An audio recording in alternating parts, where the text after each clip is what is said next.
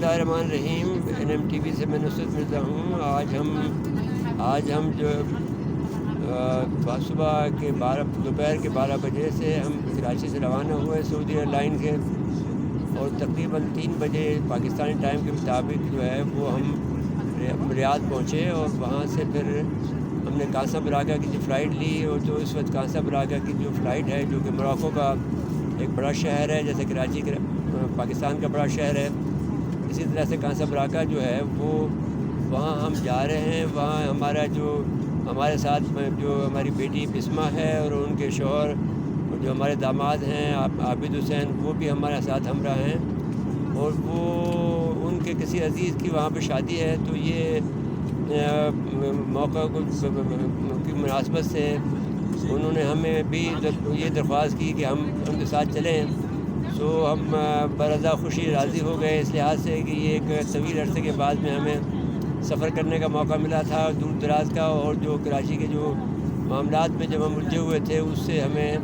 تھوڑا سا بریت مل گئی، اور اس سے ہمیں تھوڑا سا ریلیف ملا ہے۔ تو اب اس وقت جو ہے ہم سفر کرتے ہوئے ریاض میں کوئی ہم 1 گھنٹہ ٹھہرے ہیں، اور وہاں سے پھر ہم نے یہ جو ریاض کی جو فلائٹ ہے وہ لے کر ہم اس وقت کاسا براگا کی طرف رواں دواں ہیں۔ یہ تقریباً اس وقت جو وقت ہوا ہے اس کے حوالے سے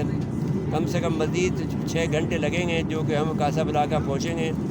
تو پھر جا کر یعنی 6 گھنٹے کا عرصہ درکار ہے، اور اس عرصے میں جو یہ سفر جو ہے بہت طویل ہے، اور یہ ہم گزریں گے تیونس سے، اور پہلے گزریں گے مصر سے، پھر تیونس سے، پھر لیبیا سے، اور اس کے بعد میں پھر کاسا براگا آئے گا۔ اور تو یہ بہت دور ہے، اس کو مغرب کہتے ہیں، اور یہ جبرالٹر کے دروازے کے اوپر واقع ہے کاسا براگا۔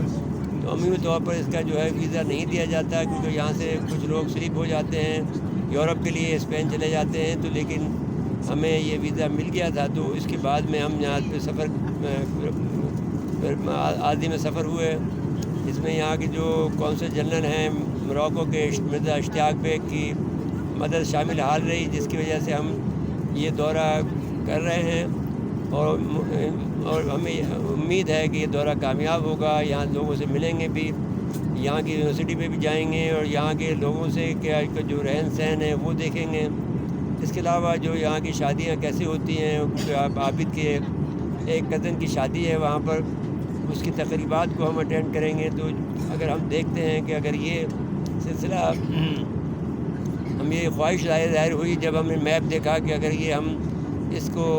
ریاض سے ہم چلے جاتے مصر سے پھر چلے جاتے ہم لیبیا کے بعد میں ہم تیونس، اور تیونس سے پھر ہم موراکو میں داخل ہوتے تو زیادہ بہتر تھا، لیکن اس کے لیے پھر وقت چاہیے، اور اس کے لیے پھر سرمایہ بھی چاہیے۔ تو یہ ضرور ہماری خواہش پیدا ہوئی کہ اس وقت میں کسی جو ادارہ ہے، کوئی ایمبیسیز ہیں جو ہر ملک کی ایمبیسیز ہیں، اگر وہ ہمیں اس قسم کے سہولت فراہم کریں، تو ایک گروپ جو ہے پاکستان کا جو ان ممالک کے دورے پہ جا سکتا ہے، اور وہ وہاں پر سیاحت کو بھی فروغ دے سکتا ہے، اور پاکستان اور ان ممالک کے درمیان میں تعلقات کو بھی مستحکم کر سکتا ہے، یا ان کو نئے سرے سے اثر نو ترتیب دے سکتا ہے، جو کہ سب کے لیے اچھا ہوگا۔ عجیب بات یہ دیکھی ہم نے کہ یہ جو علاقہ تھا موراکو، یہ سلطنت عثمانیہ کا حصہ تھا، اور لیبیا بھی سلطنت عثمانیہ کا حصہ تھا، تونس بھی سلطنت عثمانیہ کا حصہ تھی یہ مملکت جو تھی، اور جو شام اور عراق اور جو دوسرے ممالک ہیں وہ بھی سلطنت عثمانیہ کا حصہ تھی۔ لیکن 1923 کے معاہدہ لوزین نے ان کو ٹکڑوں میں بانٹ دیا، لیبیا دے دیا اٹلی کو، اور موراکو دے دیا فرانس کو، اور تونس بھی دے دیا فرانس کو۔ تو یہاں فرانس کی زبان بولی جاتی ہے، عربی بولی جاتی ہے، فرانس بولی جاتی ہے، لیکن یہ ہے کہ مسلمانوں کا جو ایک مشترکہ ایک طاقت بنتی تھی وہ طاقت توڑ دی گئی ہے۔ اب بیچ میں بیریئر زبان کے ہو گئے ہیں، سوائے عربی زبان کے باقی کوئی اور زبان یہاں پر ایک مشترکہ زبان موجود نہیں ہے، جس سے کہ جیسے انگریزی ہے تو وہاں پر موراکو میں کوئی انگریزی سمجھتا نہیں ہے یا کم سمجھتے ہیں، تو پھر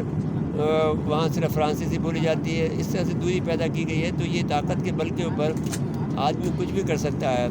اور طاقت جب سلطنتیں تباہ ہوتی ہیں تو جیسا کہ ملکہ سبا نے کہا تھا کہ جب طاقتور ممالک آتے ہیں کسی ملک پر قبضہ کرنے کے لیے، تو پھر وہ ان سلطنتوں کو تباہ برباد کر دیتے ہیں، ان کے عمرہ کو تباہ کر دیتے ہیں، ان کے معاشرت کو تباہ کر دیتے ہیں، ان کی تہذیب کو تباہ کر سکتے ہیں۔ یہ مکالمہ جو ہے وہ اپنے عمرہ سے کر رہی تھی۔ جب حضرت سلیمان علیہ السلام کی دعوت ان کو پہنچی تو انہوں نے کہا کہ سلمان علیہ السلام بہت طاقتور میں نے شخصیت کے مالک ہیں، بہت بڑی ان کی مملکت ہے، تو اگر ہم نے اس کا حکم نہیں مانا تو وہ پھر ہمیں تباہ برباد کر دیں گے۔ تو یہ صورتحال ایسی ہوئی ہے 1923 میں جو پہلی عالمی جنگی نظیم ہوئی ہے، اس نے عربوں کو بانٹ دیا، وہاں کی جو سلطنت تھی اس کو تباہ کر دیا۔ اب مسلمان جو ہیں ٹکڑیوں میں بٹے ہوئے ہیں، اور جو ہے امریکہ نے شام، عراق، لیبیا اور افغانستان کو تباہ برباد کر دیا ہے۔ تو اب یہ صورتحال ایسی ہے جس سے کہ جو کہ دانشور ہیں مسلم دنیا کے، ان کو غور طلب ہے کہ وہ یہ سلسلے کو کہاں جا کر روکیں گے۔ چاہے عربی زبان ہو تمام دنیا کی، لیکن یہ ہے کہ ایک زبان ضرور ایسی ہونی چاہیے جس سے کہ ہماری مسلمانوں کے درمیان میں کمیونیکیشن ہو۔ ناظرین کرام، اس کے بعد اجازت لیتے ہیں۔ اللہ حافظ۔